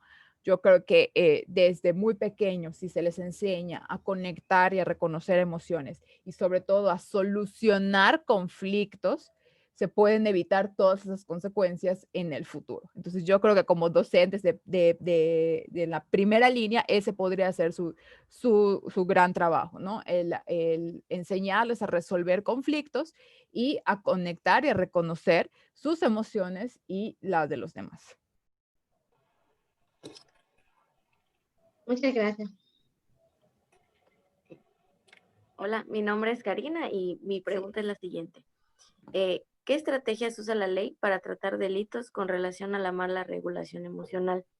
Antes de que me responda, pues en ocasiones, o más que nada creo que en México no se da, pero en otros países se da el hecho que tengan programas como para los adolescentes. Hay uno muy conocido que se llama terapia de shock, pero creo que eso es un poco drástico. Entonces, hasta cierto punto eso parece una estrategia en esa situación en el país de Estados Unidos, ¿no? Sin embargo, en México existe algún programa que haga un preámbulo o allá mismo cuando van a la correccional de menores o algo así, ¿hay algún seguimiento que se les da o simplemente es el hecho que se mantengan ahí por mala conducta?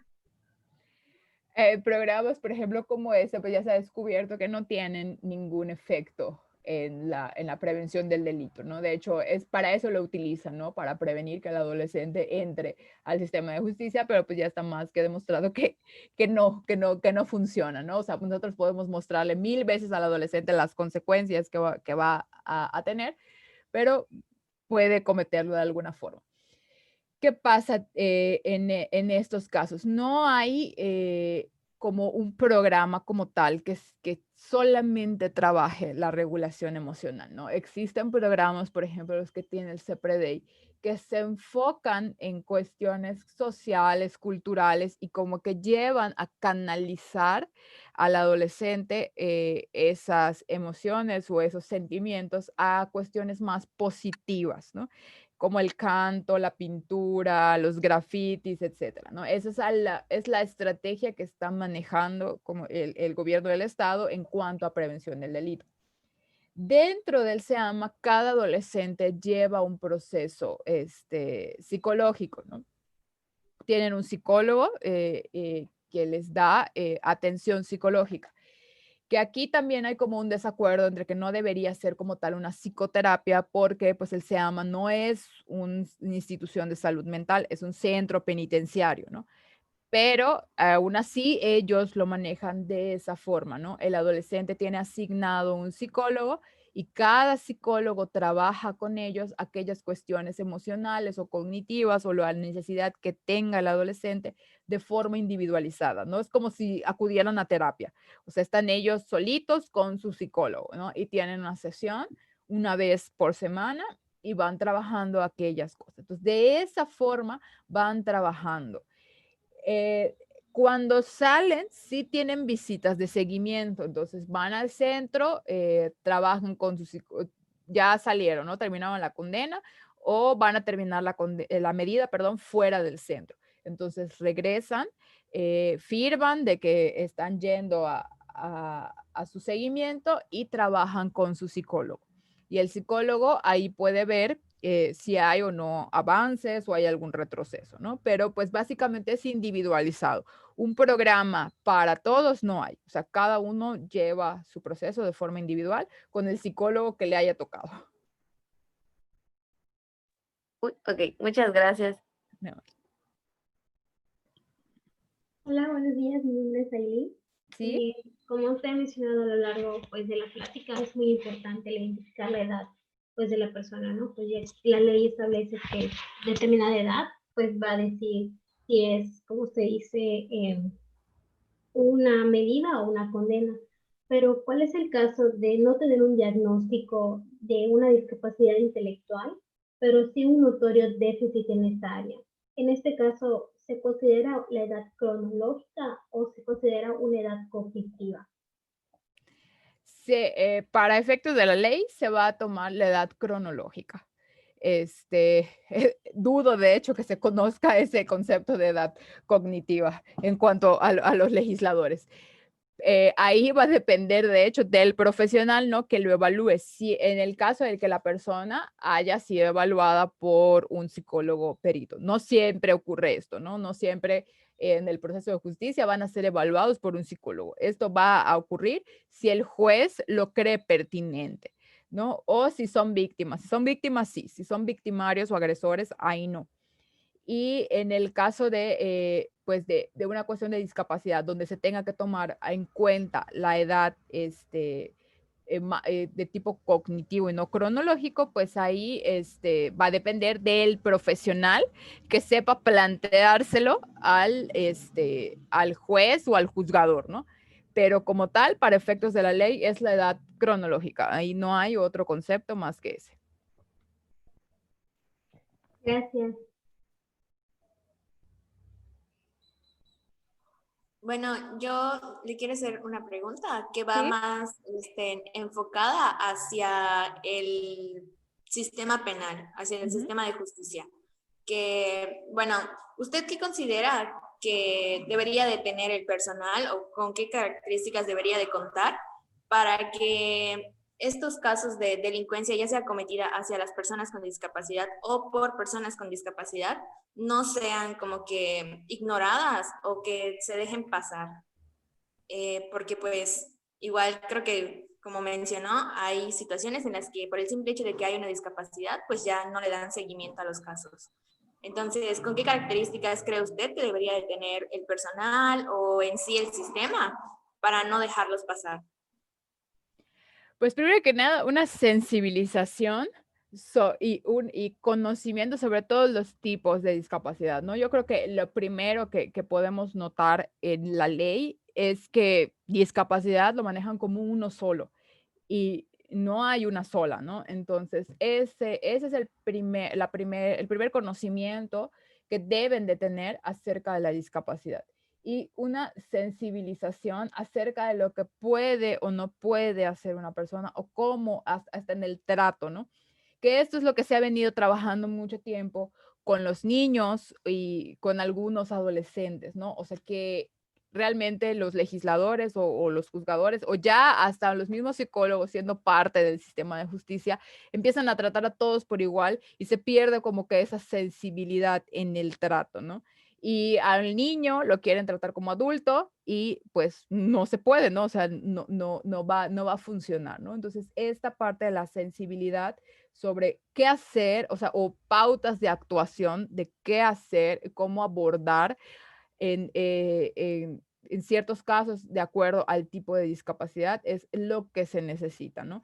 Ahora, poco a poco se han ido como especializando hasta en cómo entrevistar a los niños, cómo entrevistar a los adolescentes, cómo es la entrevista con adultos. Lo mismo debería ocurrir, pero también adaptado a la cuestión de la discapacidad, ¿no? O sea, y saber que va a haber tipos en las que a lo mejor no vamos a tener que hacer una gran adaptación, pero otras en las que sí o en las que vamos a necesitar de otro profesional en el área, ¿no? Y ahorita los psicólogos estamos siendo así como que los nuevos que nos estamos incluyendo en el área, ¿no? Del derecho o en el caso del sistema de justicia. Pero también que existen otros profesionales que nos pueden dar información específica de la discapacidad, ¿no? O de aquella persona con discapacidad. Y que esos profesionales puedan también entrar a una audiencia o se les pueda también preguntar y que ellos pues hagan esa función de peritos, ¿no? Porque muchas veces todo ya nos lo quieren cargar a nosotros como psicólogos, pero pues tampoco es que seamos expertos en todas las áreas, ¿no? Entonces, que haya esta parte de definir con claridad estos perfiles y que sepan a quién específicamente acudir cuando tengan alguna duda relacionada con un hecho delictivo y alguna persona con discapacidad, ¿no? Y en general para todo el sistema, la sensibilización y el conocimiento, ¿no? De los tipos de discapacidad. Perdón, Claudia y compañeros, compañeras. Yo sí quisiera hacer como una breve mención, sobre todo porque ahorita se comentó la palabra iguales, ¿no? Cuando hablamos de igualdad, o equidad, ¿no? Desafortunadamente suele tergiversarse o utilizarse según el ámbito en el que se esté utilizando el concepto, ¿no? Sí es cierto que existe la Convención de los Derechos de las Personas con Discapacidad, en donde incluso ahí se hace mención de todos nuestros derechos como personas con discapacidad, pero incluso no se mencionan las consecuencias de ciertos actos como los que está comentando Claudia, ¿no? En relación a estas cuestiones aversivas contra la sociedad. Entonces, yo creo que hay un amplio camino que recorrer en ese sentido.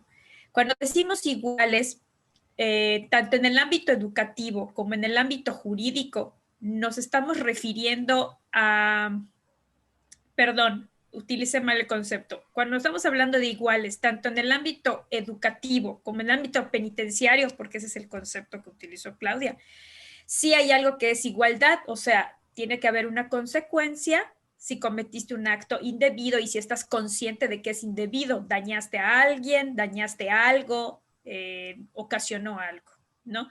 Sin embargo, jurídicamente a eso se refiere con igualdad, tanto en derechos como en obligaciones, o sea, tiene que haber una consecuencia.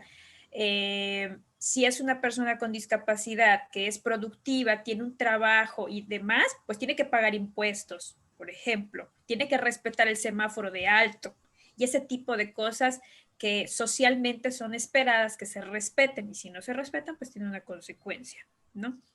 Y ¿a qué me refiero? Y pongo un ejemplo también, como dijo Claudia, que esto es un ejemplo que yo viví.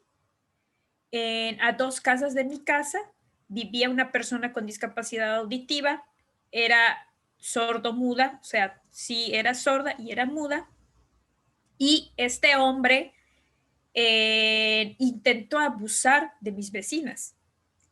Y él sabía que estaba mal. De hecho, cuando éramos niños, yo me acuerdo que cruzaba el patio de mi vecina, no en casa del vecino con discapacidad auditiva, no, porque él estaba a 2 casas mías. Y yo me acuerdo que cuando estábamos en el patio, él salía a masturbarse.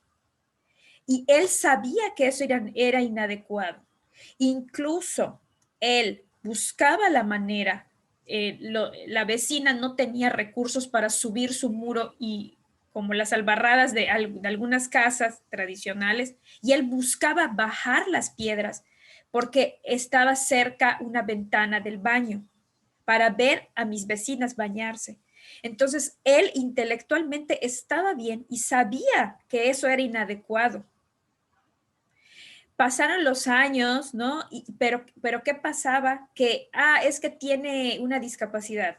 No, imagínense, hace 20 años. Y desafortunadamente, 20 años después se sigue creyendo eso. Es que tiene discapacidad, no sabe lo que hace. No, intelectualmente él estaba bien. Incluso años después se comprobó que su esposa lo abandonó porque empezaron a decir que ella era una mala mujer, que porque tenía discapacidad abandonó a su esposo y ya saben, flagelaron a la pobre mujer socialmente y luego nos enteramos que golpeaba a su mujer. Entonces, esta persona sabía lo que estaba haciendo. Entonces, en cuestión de igualdad, sí hay que ver y tener mucho cuidado en qué connotación se utiliza, porque también existen lo que nosotros llamamos en el ámbito educativo como ajustes razonables para tratar de tener esta igualdad de condiciones. Sin embargo, desafortunadamente, los padres de familia, que yo siento que también son un punto importante para trabajar la regulación emocional, porque al niño se le puede estar bombardeando de programas, de estrategias, pero también a los padres hay que trabajar la regulación emocional, porque la mamá de este hombre con discapacidad auditiva lo solapaba. Incluso la mamá lo sabía y lo salía a buscar al patio y le decía, ahí te van a ver, ¿no? Entonces, ahí la importancia de nosotros como docentes también, tener este vínculo con los padres, trabajar con los padres, porque si no ellos van a solapar este tipo de cosas, donde literalmente hemos visto, bueno, yo lo he visto cuando he estado, por ejemplo, por la 42 Sur, una vez me tocó de que la policía estaba haciendo una persecución, no sé por qué, y las mamás le abrían la puerta a los hijos para que rápidamente se escondieran, ¿no? Y cuando pasaban aquí, no sé quién es, no lo conozco, dónde entró, no lo sé. Obviamente su hijo iba a buscar defenderlo con o sin discapacidad. Pero ¿qué pasa tristemente? Que luego esas madres usan a sus hijos con discapacidad para tener beneficios. Los ponen a pedir caridad, los meten a cuestiones delictivas porque ante la ley son inimputables, ¿no? Aunque no sea discapacidad intelectual. Entonces yo creo que también ahí el trabajo de la regulación emocional debe ser con los padres, porque es como cuando estamos jugando a la soga, unos jalan por un lado y otros jalan por otro lado, entonces la soga queda muy tensa y de un lado se va a romper, ¿no? No hay un equilibrio. Y yo siento que como sociedad, pues somos todos, los papás, los niños, las niñas, y es ahí donde se fortalece y donde se debe fomentar nuestra labor. En ocasiones, nosotros también tenemos que dar a respetar nuestra labor como docentes de inclusión educativa. Nuestra labor es muy importante, como decía la psicóloga Claudia. Estamos en la primera línea donde conocemos al niño, conocemos las características, conocemos sus necesidades y hasta sabemos, este nada más lo está usando, ¿no? Para no hacer su tarea hoy. Esas pequeñas cositas de que está usando ese truco para no hacer su tarea hoy, para no venir hoy a la escuela, para no participar. Luego esas conductas se vuelven peligrosas, al grado de que, como decía la psicóloga Claudia, el último nivel es el delito. Pero para llegar a eso, se fue acumulando una serie de cosas, o sea, no fue de la noche a la mañana. Entonces, ahí debemos de tener también mucho cuidado. A nosotros, bueno, yo pertenezco tiene un nombre muy largo, pero en resumen, soy una representante de la discapacidad visual en el ámbito de los derechos humanos de las personas con discapacidad y nos capacitan en eso para tener cuidado, porque sí es cierto que muchas veces peleamos por los derechos, pero también tenemos repercusiones en nuestras conductas. Y desafortunadamente ha tocado ver que personas con discapacidad hacen asociaciones para cobrar dinero, y eso es un delito. Crean asociaciones ficticias para generar dinero cuando a veces no se está ayudando a las personas. Y eso es una persona entonces que está bien de sus capacidades intelectuales, porque puede ser que abrió una asociación de discapacidad motriz. Entonces, ¿qué quiere decir? Que sabe lo que está haciendo y desafortunadamente utiliza a veces a los niños, niñas, familias que son víctimas. Por eso la importancia de trabajar con los niños, trabajar con las niñas, llegar a acuerdos entre los docentes, entre los directivos, la regulación emocional, apoyar, diseñar estrategias, diseñar programas en nuestras escuelas, en nuestros centros educativos, porque eso nos puede encaminar a adultos con discapacidad sanos emocionalmente, mentalmente, socialmente. Entonces, he ahí la importancia de nosotros, chicos, chicas, para fomentar alumnos de buenos valores. Nada más eso quería comentar. Gracias.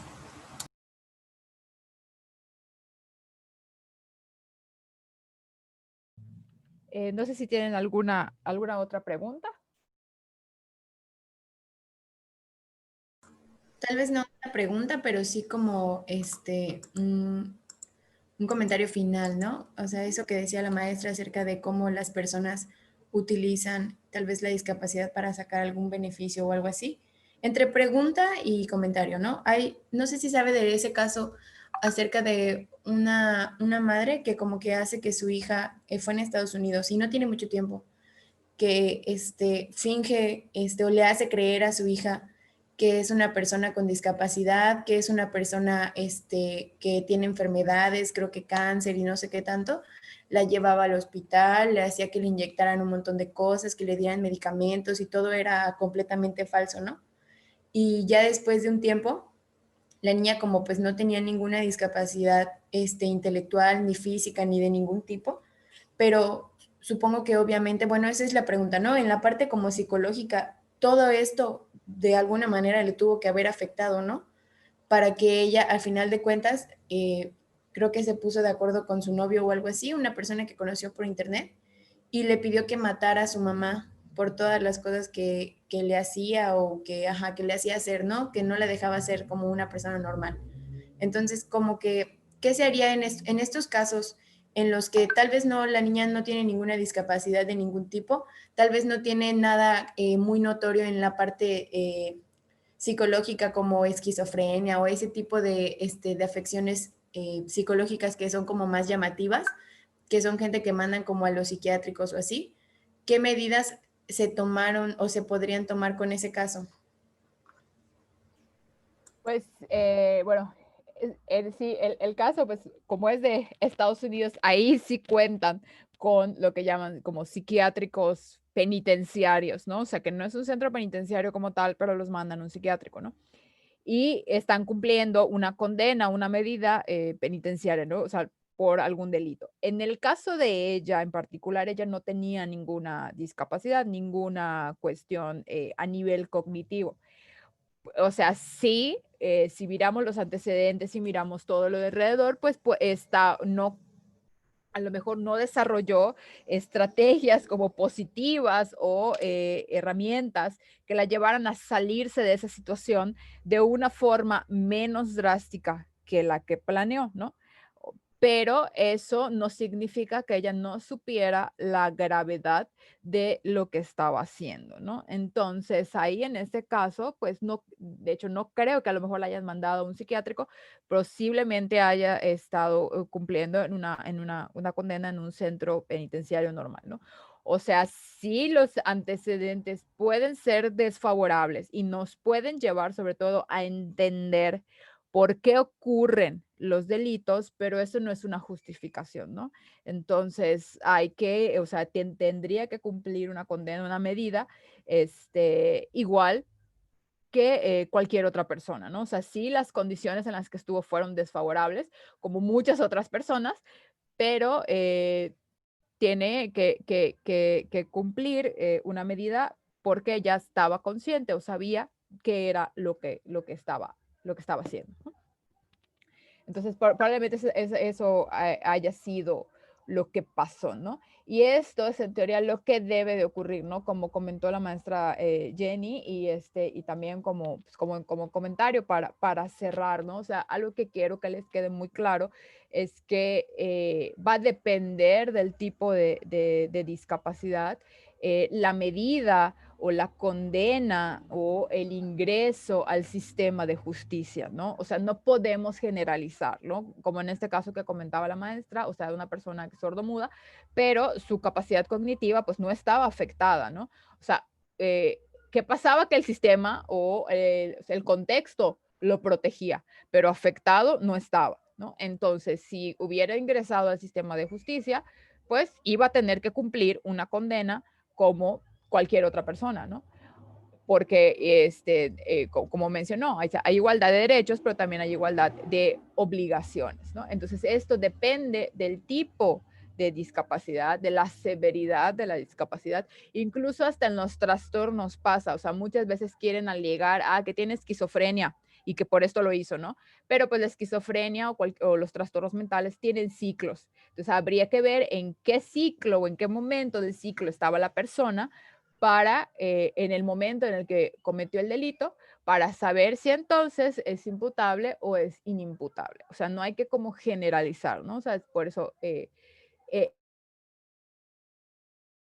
al sistema de justicia es lo que le hace falta, ¿no? Hacer esta distinción y esta especialización en su sistema o en cómo abordar el sistema de acuerdo a los tipos de discapacidad, ¿no? Y no solo en general en la discapacidad, sino en muchas otras cosas, pero en la discapacidad es bastante evidente el desconocimiento que hay en cuanto a este tipo de condiciones.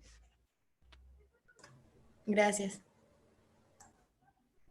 Muchas gracias a todos los alumnos por su participación y a la psicóloga por tan oportunas respuestas, así como a la docente Jenny por su participación, que contribuyen aún más a nuestro aprendizaje. Si no hay ninguna pregunta más por el momento, procederemos a los agradecimientos y despedidas por parte del grupo, de la doctora Ada Leticia Valencia Solís y de la psicóloga Jenny Niceldi Tzip Gamboa. Para esto, otorgo la palabra al compañero Alejandro de la Cruz. Agradecemos a la presencia de los compañeros de la licenciatura en Inclusión Educativa, a la docente Jenny Niceldi Tzip Gamboa, a la coordinadora Ada Leticia Valencia Solís, a la directora María Consuelo Gómez Manzano y en especial la participación de la panelista psicóloga Claudia Marina Gamboa Loria, por haber compartido conocimientos en pro de nuestra formación como futuros docentes e inclusión educativa, ya que esa actividad ayudará a nuestra labor docente para el beneficio de los alumnos con necesidades específicas. En agradecimiento a su participación, procederemos a entregar una constancia. Para esto, pido la participación de mi compañera Ingrid González.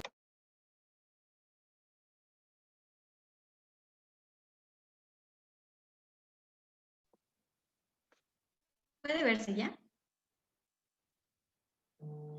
Secretaría de Investigación, Innovación y Educación Superior, Dirección General de Educación Superior, Escuela Normal Superior de Yucatán, profesor Antonio Betancur Pérez, otorgan la presente constancia a la psicóloga Claudia Mariana Gamboa Loría por haber fungido como ponente de la mesa panel Consecuencias sociales e implicaciones legales de la inadecuada regulación emocional en niños, niñas y adolescentes con necesidades específicas, con la participación de alumnos de quinto semestre de la licenciatura en Inclusión Educativa. Mérida, Yucatán, martes 19 de enero del 2021, aprendiendo hoy para enseñar mañana, con la firma de la maestra María Consuelo Gómez Manzano, directora de la escuela.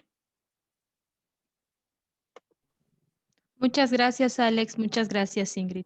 A continuación, otorgo la palabra a la coordinadora de la licenciatura, la doctora Ada Leticia Valencia Solís, para que dirija unas palabras de despedida y agradecimiento. Muy bien. Estimados alumnos, maestros y ponente, muchísimas gracias por su participación.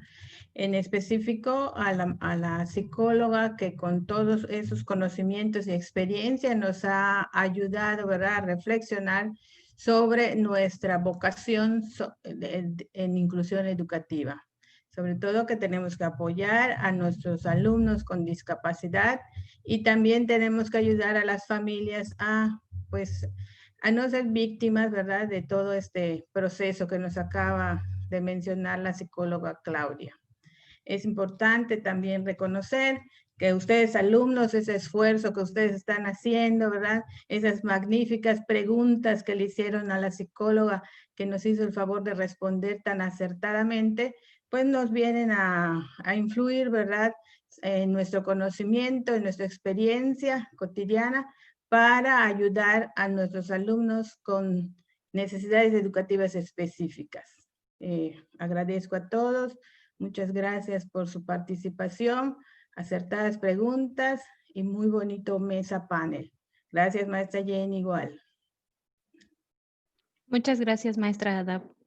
Para finalizar, la docente organizadora del evento, la psicóloga Jenny Niceldi Tzip Gamboa, compartirá unas palabras en agradecimiento y despedida para así concluir con esta mesa panel. Bueno, pues muchísimas gracias a todas, a todos, a las autoridades. Muchas gracias por tomarse el tiempo de participar en nuestra actividad.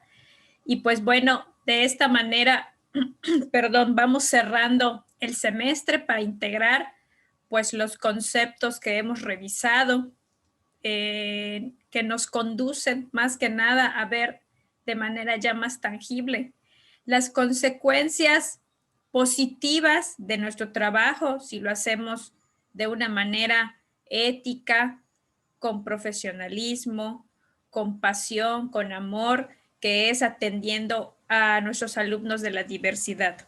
No hay que olvidar que nuestro nuevo enfoque, en nuestro nuevo modelo, tanto de plan de estudios como de trabajo, se busca atender a la diversidad. Se mencionaron sobre alumnos de altas capacidades, que son los chicos con aptitudes sobresalientes, que también tienen repercusiones en la adaptación social y emocional, y ahí también la importancia de atender a esta población. Se mencionó también a personas indígenas que son parte de la diversidad, que a lo mejor también nos va a tocar atender en las aulas, y la importancia de, a pesar del idioma, el lenguaje, el dialecto, pues la regulación emocional no importa todas esas características, ni raza, ni etnia, ni lengua, ni idioma, son parte de la sociedad y también dependerá de nuestra labor, de nuestro trabajo, atenderlos de manera óptima, de manera adecuada, y ahí la importancia de estar bien preparados, porque afuera nos esperan cosas que demandan que nosotros no solo tengamos el amor hacia el trabajo, sino también ciertos conocimientos. Chicos, pues hemos trabajado varios días en la preparación de esta actividad, así que les agradezco mucho, les quedó muy bonito, muy bien organizado, muy bien coordinado, su interés, su participación. Estoy muy contenta, muy orgullosa de esta mesa panel, de ustedes como alumnos en formación. Muchas gracias a la doctora por quedarse con nosotros hasta el final, a la directora, que sabemos que es una persona con varias actividades, que se haya tomado el tiempo también de estar con nosotros un momento, y a la ponente, a la psicóloga Claudia, muchas gracias por compartirnos sus valiosas experiencias. Muchas gracias y muy buenos días. Muchísimas gracias a todos ustedes igual por la atención y por la invitación. Espero que podamos coincidir en otros espacios.